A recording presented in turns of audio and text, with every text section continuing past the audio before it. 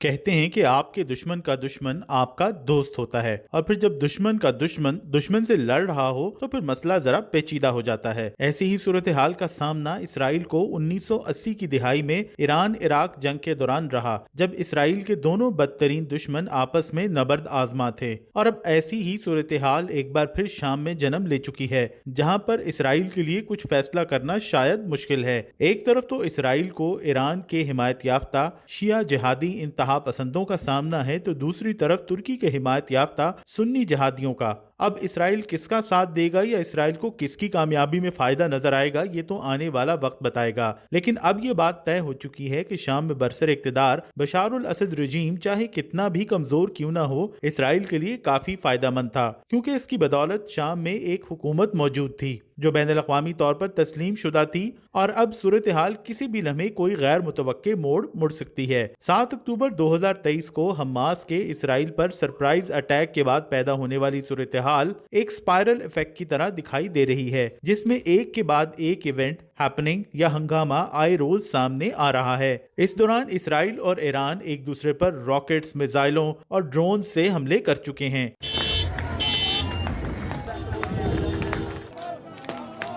27 نومبر کو کٹر قسم کے سنی جہادی گروپس جو کبھی داعش یا القاعدہ کے حامی تھے اور ساتھ ہی میں ترکی کے حمایت یافتہ گروپس نے مل کر صدر بشار الاسد اور ان کی باس پارٹی کے 50 سالہ اقتدار کا خاتمہ کیا ہے۔ ہیئت التحریر الشام اور سیرین نیشنل آرمی جو کہ بالترتیب القاعدہ یا ترکی سے قریب سمجھے جاتے ہیں، اب نئے حکمران کے طور پر سامنے آ چکے ہیں۔ موجودہ صورتحال کا اس سال کے اوائل بلکہ چند ہفتے پہلے تک بھی تصور نہیں کیا جا سکتا تھا، لیکن دوسری طرف تجزیہ نگاروں کا یہ بھی ماننا ہے کہ بشار الاسد حکومت انتہائی کھوکھلی ہو چکی تھی اور کسی بھی لمحے گر سکتی تھی۔ شام میں جاری برسوں کی خانہ جنگی، قحط کی سی صورتحال، پابندیاں اور فوج میں نظم و ضبط کا فقدان اسد حکومت کو در حقیقت کافی کمزور کر چکا تھا، لیکن کوئی اس جانب توجہ نہیں دے رہا تھا۔ اور اب جو کچھ شام میں ہوا ہے اسے چند برس قبل افغانستان میں طالبان کے دوبارہ برسر اقتدار آنے سے تشبیہ دی جا رہی ہے کہ کیسے اشرف غنی کی حکومت ہاؤس آف کارڈز کی طرح بکھر کر رہ گئی، لیکن اشرف غنی کے برعکس جن کی کمزوریاں سب پر عیاں تھیں، بشار الاسد اور ان کی فوج کو شام میں کافی طاقتور سمجھا جاتا رہا ہے،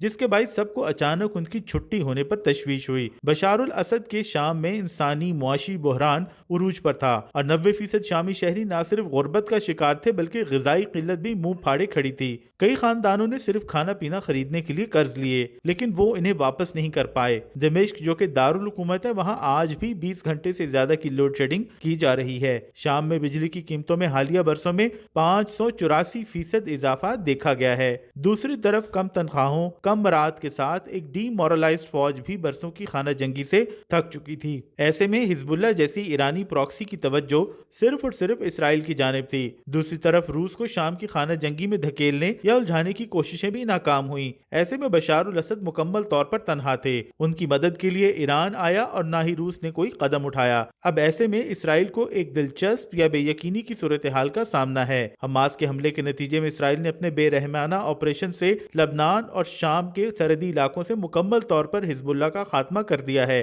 اور اس کے ساتھ ہی ایک نہیں دو بار ایران پر فضائی حملے کر کے پوری دنیا کو بتا دیا ہے کہ ایران اس کی فضائی قوت کا مقابلہ نہیں کر سکتا، اور کس طرح سے وہ جب چاہے اپنے جدید ترین F-35 طیاروں کی مدد سے ایران کو نشانہ بنا سکتا ہے۔ ویسے تو یہ صورتحال اسرائیل کو کافی سوٹ کرتی تھی کہ ایک طرف شام کے صدر بشار الاسد کے تینوں بڑے حمایتی کمزور تھے یا مصروف تھے، ماسکو کی پوری توجہ یوکرین جنگ پر تھی، جبکہ حزب اللہ اور ایران اپنی طاقت اور رعب و دبدبہ کھو چکے تھے۔ اسی صورتحال سے فائدہ اٹھایا شام کے اپوزیشن گروپس نے اور وہ دمشق پر چڑھ دوڑے، اور دلچسپ بات یہ ہے کہ انہوں نے 27 نومبر کے دن کا ہی انتخاب کیا جب حزب اللہ اور اسرائیل کے درمیان جنگ بندی ہوئی۔ اس کے ساتھ اب یہ بھی کہا جا سکتا ہے کہ حماس کے حملوں نے مشرق وسطیٰ کی شکل بدل کر رکھ دی ہے۔ اسرائیل کو پہلے سے ہی مشرق وسطیٰ کے سٹیج پر ایک بڑا ایکٹر سمجھا جاتا ہے۔ لبنان اور شام میں ہونے والی اسرائیلی کارروائیوں نے بشار الاسد کے دو بڑے حمایتیوں حزب اللہ اور ایران کی ایک طرح سے کمر توڑی، لیکن شام کی صورتحال میں اسرائیل کا براہ راست کوئی ہاتھ نہیں تھا۔ اگرچہ اسرائیل ایران شام حزب اللہ ایکسس کو توڑنا چاہتا تھا اور اس کی خواہش تھی کہ ایران شام کی سرزمین کو اس کے خلاف استعمال نہ کرے، لیکن اس کے ساتھ ہی اسرائیل کی خواہش تھی کہ شام میں بشار الاسد کی کمزور حکومت برقرار رہے۔ اسرائیل نے ایک سال کے دوران شام میں 70 سے زیادہ اہداف کو نشانہ بنایا، جن میں سے زیادہ تر ایرانی یا حزب اللہ کے اساسی मुतासिर थे और एक बार भी शामी फौज को निशाना बनाने की कोशिश नहीं की। लेकिन बशार अल असद की हुकूमत के खात्मे के बाद से इसराइल का दावा है कि वो 2-4 दिन के अंदर दमिश्क के करीब 300 से ज्यादा हमले कर चुका है, जिसमें शामी फौज के टैंक्स और मुबैना तौर पर केमिकल वेपन्स की तैयारी करने वाले कारखानों और भारी फिजाई दिफाई निजाम को निशाना बनाया गया है। इसके नतीजे में इसराइली एयरफोर्स को शाम की फिजाओं में ऑपरेशनल फ्रीडम हासिल हुई है, क्योंकि जराये का यह भी कहना है कि इसराइली फौज भी ऑन ग्राउंड मौजूद है और इसराइली फौज के टैंक दमिश्क से सिर्फ 20 किलोमीटर दूर मौजूद हैं। बशार अल असद के भागने से शाम में पैदा होने वाली अफरा तफरी इसराइल को किसी तौर सूट नहीं करती।